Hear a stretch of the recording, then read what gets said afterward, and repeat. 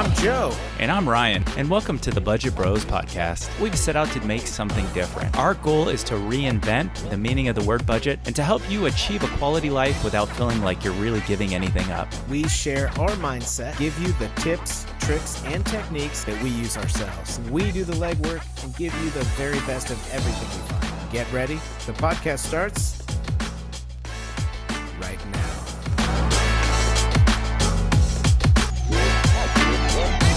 Welcome to episode 7 of the Budget Bros podcast. Ryan, how you doing? Excited to be here. Excited to make it to episode 7, Joe. This is a special episode. Can you tell our listeners why episode 7 is so special? Well, we read an article early on when we first started this podcast, and it said most podcasts don't make it past episode 7 or even to episode 7. And so now that we're actually recording episode 7, it's kind of this warm, fuzzy feeling like we're actually accomplished this. We've made it up the hill. Made it up the hill? Hopefully we don't go falling down the hill. I'm not Jack and you're not Jill. So in episode 7, we're talking about jobs, specifically gig economy jobs. Joe, can you tell our listeners who might not know what the gig economy is? Can you explain a little bit about that? Yeah, the gig economy really refers to any kind of temporary employment. So whether you're working for, a month, 2 months, or even for just the day, or even just for an hour, that would be considered a gig economy job. Now, it's got lots of different names: contractual, seasonal, interim. Freelance is a popular name for them. Now, you might think of a gig being like for a musician. He goes to a restaurant and plays. He doesn't work for the restaurant. He's getting paid just for that night. So that's the gig economy. When I hear the word gig economy, I think the first thing that pops into my mind is Uber or Lyft. These jobs, you work when you want to work, and you get paid by whatever piecework that you do accomplish. And this type of work seems to be the go-to for a lot of people who might be in between jobs. Maybe they're trying to supplement the full-time jobs that they do have to make a little bit of extra cash. And we even know some people who've turned gig economy work into their main source of income. Now, Joe, have you ever had a gig economy job? I was a photographer for a while, and when you do photography, and anyone who's listening will know, your spouse will get very annoyed and be like done with you because you want to take pictures of other humans, and that's the closest person available to you. I remember my wife was just like, I'm done. I don't want you to take my picture anymore. And actually did wedding photography, which if you like torture, it's the perfect job for you. Why is that? Because it's actually really taxing on your body and on your mind, and you're dealing with so much at one time. If you think about a wedding, the pressure to take all the right pictures, all within a very short amount of time, it's very stressful. It doesn't pay as good as people might think, and there's just so much time before, during, and after. And if you miss some of those big shots and things, it can cause a lot of problems. So I think I did 3 weddings. And one of those weddings was really cool because it was at the zoo, and so now you throw animals in the mix. But yeah, what could go wrong? Yeah, exactly. What could go wrong? Yeah, just sit on that giraffe. It's going to be great. What I ended up doing is actually transitioning from that to stock photography, and so I started taking pictures. And these sites let you upload the pictures, they approve the pictures, and then they sell them basically for you, and then you get a very small percentage of what those images sell for. One of the more popular sites that does this is actually Getty Images. You see that if you look at just about any picture that's on the news, you'll see a little Getty Images image next to it. So when you say small percentage, how much would you actually make? How much did you actually make off of those photos? That's a better question. I made not quite enough to pay off my camera equipment. That's how much money I made doing that. So it's really, you're not doing it for the money. You're doing it because you're passionate about it. I would certainly not suggest that if anybody wants to make some real money or make ends meet, quote unquote. There's some much better ways of making money out there. But if you're passionate about it and it's something you enjoy and it's something on the side, it can be something that would be good. Now I told you mine. What about you? Have you ever done a gig economy type job? Well, when I was living overseas to supplement our income, I was a online English teacher. Now, I don't know who would ever hire me to teach them English, but but some company did. I taught Chinese students how to speak English, and I made about $10 to $13 an hour at the time. I would have to work in these 3 to 4 hour blocks, teach class after class after class. They would send me these PowerPoint presentations, and I try to get the students to speak. And it was a neat experience. My students ranged from 5 years old to 55 years old. So it was a wide variety of classes, and like I said, it wasn't a bad experience at all. So the gig economy is actually changing the world quite a bit, and it's becoming a major trend that people are having to get used to. In fact, I think just about anything that can move towards that is moving in that direction. So when we were researching the many different gig economy jobs that you can get right now, it's actually mind-blowing what types of things people are taking from the workforce and turning it towards the gig economy type professions. I mean, what would you say? Do you think people want more time to themselves, or do they want to just be able to call their own shots? I think it's appealing, the freedom that you have to work when you want to work, have your schedule wide open. It's kind of nice. So I think that's really appealing to a lot of people, but you do lose out on, the benefits and sometimes the higher wages that a permanent job might supply. In today's episode, we researched 4 gig economy jobs that you can get right now. We know that current circumstances might be tough, and other gig economy jobs might not be readily available like they used to be, like with driving for Lyft or Uber or things like that. So we're going to tell you 4 that you can get today. We also have a guest who's going to tell us about 3 additional gig economy jobs that he's worked. He's going to explain what he liked, what he didn't like about these jobs, to see maybe if it's something that you as a listener might be interested in doing. Yeah, and one of those jobs is something that you may not expect that you can make up to $25 an hour doing.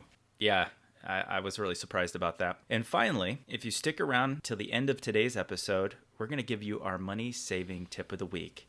This tip has to do with free delivery from a gig economy company. Well, let's get right into it. On this subject of the gig economy, Joe, would you like to tell our listeners the first gig economy job that's available right now? Yeah, we did a lot of research on these. We probably looked up like 50 different ways that you can work in the gig economy, and we tried to take the things that you could use right now.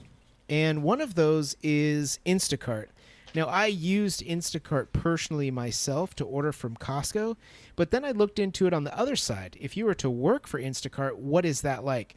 And we figured out that you can make between $10 and $28 an hour. Obviously, that's a huge range, and it's going to depend on where you live. If you live in more of a metropolitan type area with lots of people and stores are closer to each other, you're going to make more money because you're paid to get those items from the store to your customer.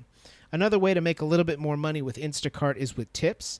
And some people are very generous with their tips. I watched a number of YouTube videos with people where they were tipped, 10%, 20%, sometimes 100% if it was a small item from a store.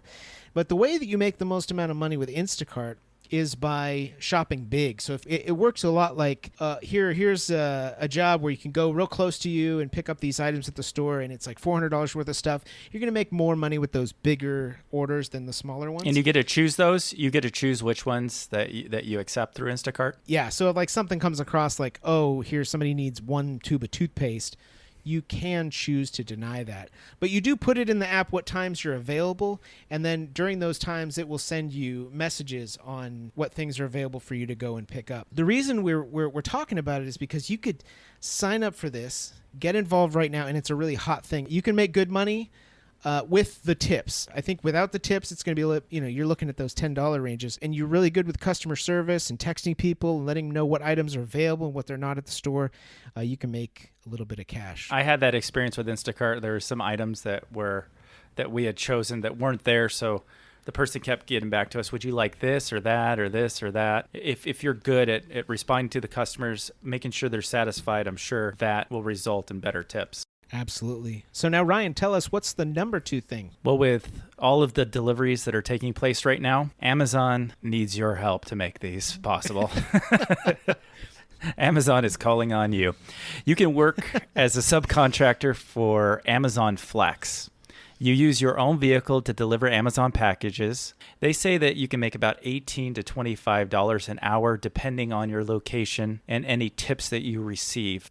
Once you qualify to deliver these packages, you have to meet some specific criteria like having at least a sedan-sized vehicle and passing a background check. Then you go on their app, you choose a block of time that you're going to make these deliveries, like a 3 to a 6 hour window.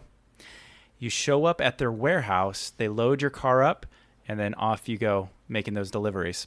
After researching this, where people seem to enjoy working for Amazon Flex the most is in less densely populated cities. If you're in LA and you're working for Amazon Flex, you might be sitting in a lot of traffic. You might feel stressed out, like you're not going to be able to finish all of these deliveries in the window they've allotted, and feeling like you're losing that money because they pay you per block. So that's how it works out. But if you're in one of these less densely populated areas, people who work for Amazon Flex in these areas really feel like they aren't stressed. Sometimes they finish early, and they comment and say that they make more money doing this than driving for Uber or Lyft. I really like that because so far we've shown a delivery service where you really are customer centric. You're shopping for people, you're communicating with those individuals. And then when you're working for Amazon Flex, you're more independent. You're not really having to interact too much, especially now. Most people are leaving those packages at the door. Now I want to talk about another gig economy thing. Not everyone is able to get out of the house right now. And so what's something that you can do from inside your house? And you can do that with Fiverr. That's Fiverr. Now, if you have a skill, something that you are good at, that you can do from home, Fiverr is a great place to get your name out there and to start getting some regular work. Now, it doesn't work like a normal job where you say, okay, well, I'm going to work for 5 hours and here's your bill for 5 hours worth of work. No, you put on their website exactly what you can do per project. Say you draw pictures of people. They send you a picture and you draw a picture of them. Well, you say, okay, I can draw a picture of you for $5.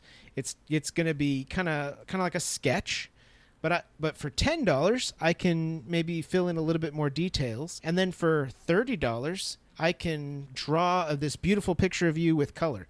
So there's all these different options that you can put on, and you could do anything from recording to video editing, whatever it is that people need and you can do, you can put that on Fiverr and get paid per job. Now, Fiverr will take about 20% of whatever you earn, and it's called Fiverr because the jobs start is at as little as $5. And so this is a great thing if you have a skill and you want to work from home. Fiverr, it's a lot like Upwork, right? I know maybe some people have heard of Upwork. I have a friend actually in Nepal who's making good money using Upwork, just doing some translating skills on there. Upwork has a little bit more of a process. Mm-hmm. It's more of building those relationships with those clients. And you can actually get long-term gigs that you charge hourly for. And Fiverr is something where pretty much anyone can go on, almost like eBay, put up a listing and say, hey, I could do this for this amount of money. But Upwork is good. I would definitely look into that on the long term. So you might want to think about Fiverr as that short term, okay, I want to make some money right now. This is what I can do. And then Upwork is more of the long-term regular gig work type opportunities, coding and video editing, things like that. There we go. So we snuck in a fifth. That's our fourth tip. We didn't even plan this. This wasn't in the show notes. All right. Bonus. So for our fourth/fifth gig economy job, we're going to tell you about TaskRabbit. See, some years ago, TaskRabbit partnered with IKEA. Joe, have you ever purchased any furniture from IKEA? I have purchased many an item. In fact, the desk right here, again, I'm going to see if you can hear that knocking here. Yeah. The desk that I'm using is from IKEA, and it's about, I want to say it's like 12 years old. I think the desk right behind me here is from IKEA as well. So what TaskRabbit is, you're able to submit your skills, set an hourly rate with TaskRabbit, and they work as the middleman to try to find you work. Now, what kind of skills can you put on there? Well, assembling IKEA furniture, that's one of the skills that you can put on there. I'm looking at popular... If you can use an Allen wrench, you can work for TaskRabbit. Yeah, I mean, some people just don't want to fuss with it. Popular projects in my area include mounting a TV or mirror, moving boxes, cleaning a bathroom or kitchen, office delivery, lifting furniture upstairs, planting flowers. Now, they give you a recommended hourly rate to be able to get work. And what happens is over time, they suggest that you start off maybe with a lower rate. After you build a good reputation and get a good customer rating, then over time you can raise your rates. I think it's a similar thing with like Fiverr. What's kind of cool about that is like, say you draw a picture or something, it'll actually let that person review it right away. And then it posts that picture with the review. So you see the work and you see how many stars they gave it and things like that. Yeah. That's the word I was thinking of. It's kind of like a Yelp. Oh, Yelp. you get personally yelped on how good your work is. But once you build that rating, I think that like anything, whenever I purchase any other item, I try to get those with people with high ratings, like on eBay or whatever the case may be.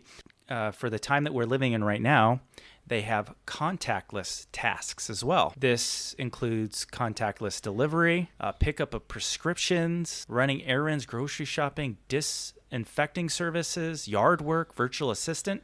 There are so many different tasks. So think about what you're good at, upload your profile to TaskRabbit, and it's a great alternative. You get to choose the hours that you work too, which is awesome. Yeah, you know what I really like about that is that with all of these gig economy type things, they could be a supplement. They can kind of turn into your main gig for a while. Some people are doing it as a very brief side gig. Oh, I'm just doing this 10 hours a week until such and such happens. And then there's other people who really turn it into a full-time thing. And you know what's great about that? You want to go on a doctor's appointment, you just go. You don't have to ask permission for everything. You can have things be on your schedule instead of your employer's schedule, which I think a lot of people are yearning for right now during this time. Anything that can, I think will be a gig economy type job here in the future. So these are just a few that we've chosen that you can get right now. There are so many gig economy jobs out there. So we've just mentioned a few gig economy jobs. In Ryan's review, our blog post this week, we're going to talk about 10 gig economy jobs that you can get right now. And I think it'll be a good resource for anybody who's looking for work. Speaking of gig economy, we're now going to interview Doug, who has worked 3 separate gig economy jobs. And we're going to get into that interview right now. Well, Doug, we want to welcome you to the Budget Bros podcast. Thank you very much. Thanks for having me. Top of the morning to you. Top of the morning to you. Top of the morning. Glad to be here. Lardy. What people may not know is that we can actually see each other right now. I feel left out because you both have sweet backgrounds, and I'm sitting here with nothing. Doug's on a beach, and Joe is sitting in a bowl of lima beans. They're not lima beans, they're soybeans. I know my beans, okay? And those are definitely... They do look like lima beans, but I think they're like edamame. Yeah, edamame, that's what it is, something. which is soy, right? I think. Mm-hmm. And, All right, we'll give and this you one know to what, Ryan? You have an old brown couch. It's a chair. Look, it's a chair. Oh, it's a chair. I only saw half of couch. Well, the reason we have you on today, Doug, is to talk about gig economy work. You've done some side hustles and some things in the past that were pretty cool, and we just want to sit down and talk to you about those things. Absolutely. I'll do my best. I wanted to start by asking you, tell us maybe a little bit about your background as far as work history and things like that. Like, what do you do for a living? What have you done in the past? That type of thing. My work history has almost all been sales. I spent a number of years in the car business doing car sales.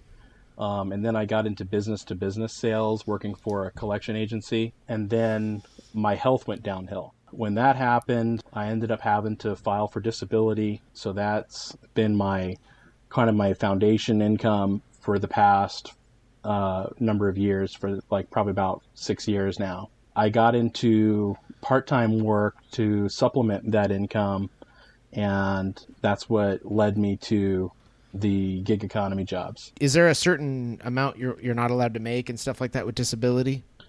Yes, in fact, so you're allowed to make somewhere around the neighborhood of $1,300 when you're on disability, and it doesn't affect your benefits. So, Doug, can you tell us a couple of the gig economy jobs that you've done? Yeah, so I worked for Postmates, DoorDash, and a company called Veo. Veo, I've heard of. What is Veo? So Veo, the one that you've heard of, I mean, I've heard of the other is- two, but Veo, for some reason, I like remember seeing out in like a vehicle or something. Yes, you will see them around town. They are the hottest ticket right now for gig economy, I think, in my opinion. So what they are is basically kind of like Uber in a way, the way that it functions, for the drivers anyway, but for people that need rides for medical reasons. So for doctor's visits, for picking up prescriptions, we have people that need dialysis. That's another really big one, is people that are going to get their dialysis done. And that's, again, another one where they have to go multiple times a week. Some people have to go every day, things like that. How it works for them is they set up the ride through Medicaid, and then Medicaid contracts that ride through a private party company called Veo, and Veo uses an app for its drivers. So I use my own car, I use an app on my phone, and then I get that job sent directly to my phone to go pick up that person and give them a ride. You flag online when you want to work, and you flag offline when you don't want to work, which, for me in my situation, that's really good because, I have certain days where I don't want to work, maybe because of my health and things like that. And so it makes it difficult for me to follow a schedule for, like a typical employment. So this ability to be able to just work when I want to and when I can and flag offline when I don't want to work is perfect. So, even right now, during our current situation, is there still a lot of work available for Veo drivers? There is a ton. The demand is just level. It's going to stay there. And the reason that the demand is climbing is because a lot of people are just afraid to drive, with the current situation going on. So you have less people that are willing to drive and the same amount of people that need, transportation. So it's a pretty high demand out there. Now, these people are being covered by Medicaid. Is that what you said? That's right. So it actually gets funded through state Medicaid through their insurance. So it's not something they pay out of pocket. It's not something that you don't receive tips or anything like that. But you make plenty. Like I was averaging about $25 an hour, and I've talked to other people that drive for Uber and Lyft, and they don't seem to make that much, or if they do, it's only on, it's not very consistent, and they're receiving tips, with what they do. So I think it's very worth it. Very worth it. Yeah, $25 an hour doesn't sound bad for a gig economy job. I know with Uber and Lyft, you have peak hours at night when people need rides, or if you're around the airport or whatever. But with Veo, what is the work schedule like? What is the peak hours that people need these type of rides? A lot of them like to go early in the morning. The clinics open up as early as 4:30 in the morning. Some clinics go all the way till 2 in the afternoon. But the definite highest volume is going to be in the early morning hours, probably between, I would say, 5 a.m. and 9 a.m. is the busiest times for sure. I get up every day at about 4:30, 5 o'clock. Yeah. Not me. Yeah, sorry to hear that. Yeah. Even if I stay up late for some reason, I still wake up the next day. I can't go back to sleep. I just have to get up. So you're like, what, ready for bed by now? It's almost 5 o'clock in the afternoon. Dinner, you probably already ate dinner. I already ate my dinner. And do they allow you to accept tips? Yeah, tipping is not really something that is involved with Veo. So where someone might drive Uber or Lyft, where they get tips and things like that, Veo, it sounds like you get paid just a little bit more for those rides anyways, so it kind of covers what you would get in any tips. Yes, and especially because they give you peak reward bonuses. They basically will reward you based on what time you're driving.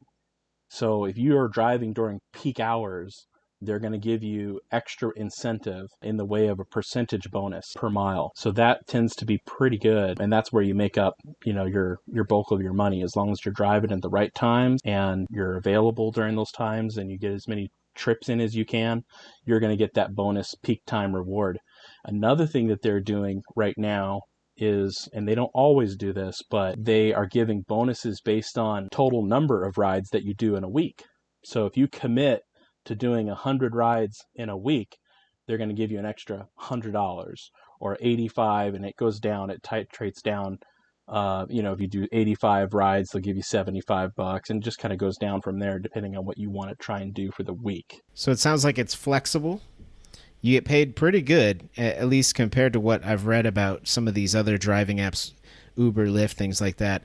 And it sounds like it's consistent and there's a real need there. I've been really happy with them, and I've been driving for Veo for about 2.5 years, I would say, right in there. So, Doug, you mentioned that you drove for Postmates and DoorDash in the past. Can you tell us a little bit about what that experience was like and maybe how much you were able to earn with those companies? Both companies, DoorDash and Postmates, work similar, but they are different. So like with DoorDash, you have to schedule yourself for a certain time period to drive, and they only accept so many drivers.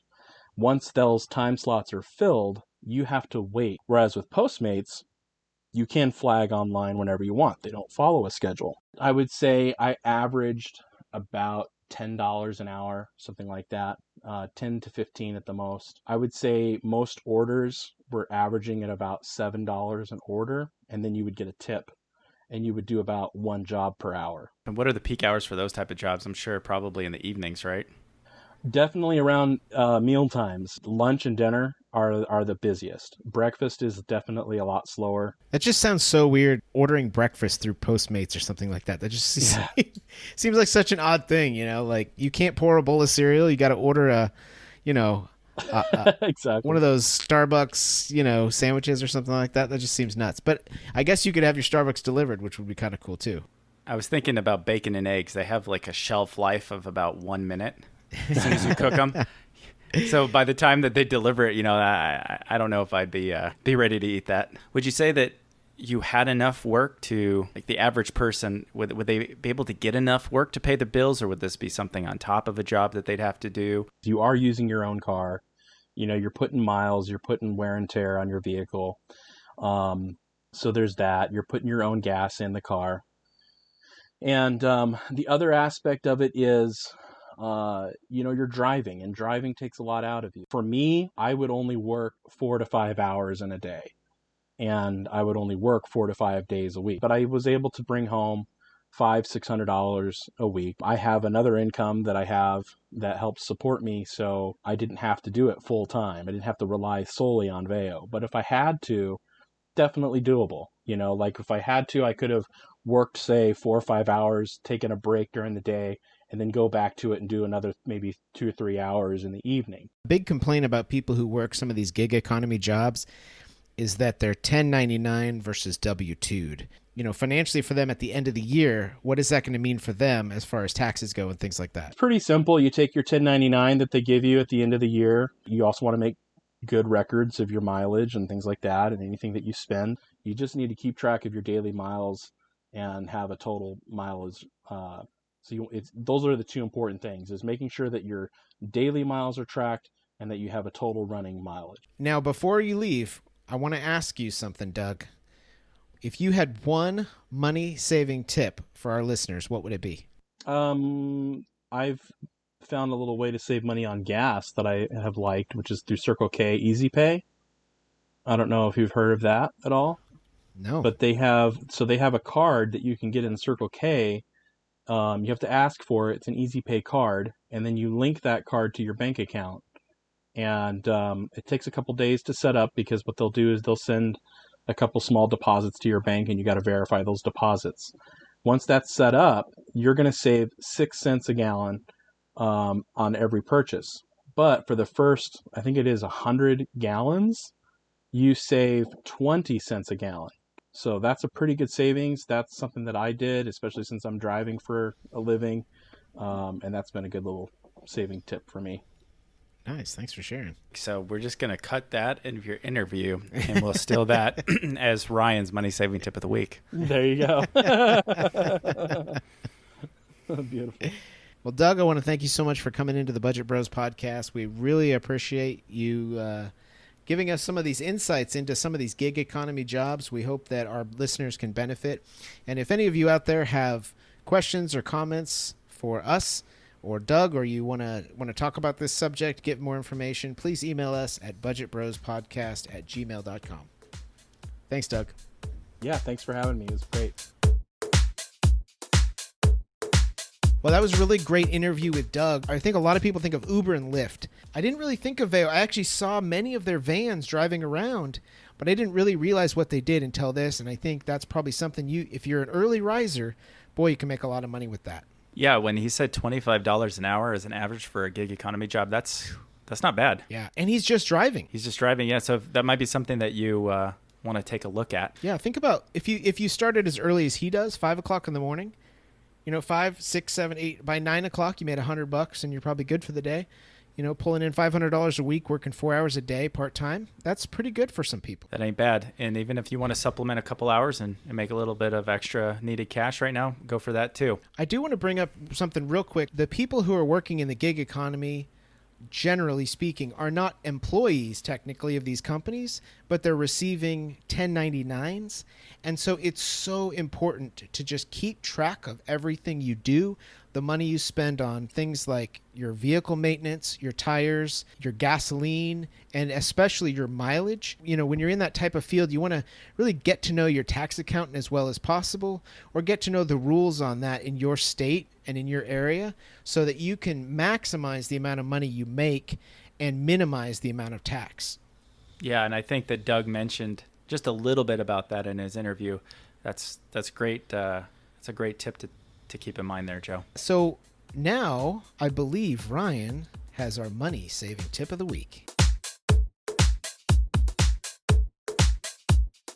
Go ahead with it, Ryan. Let's hear it. It's hard to start the buddy saving tip of the week when you're dancing in the background.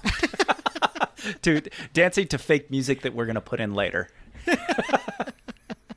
You know what we haven't done is fraction of a price yet.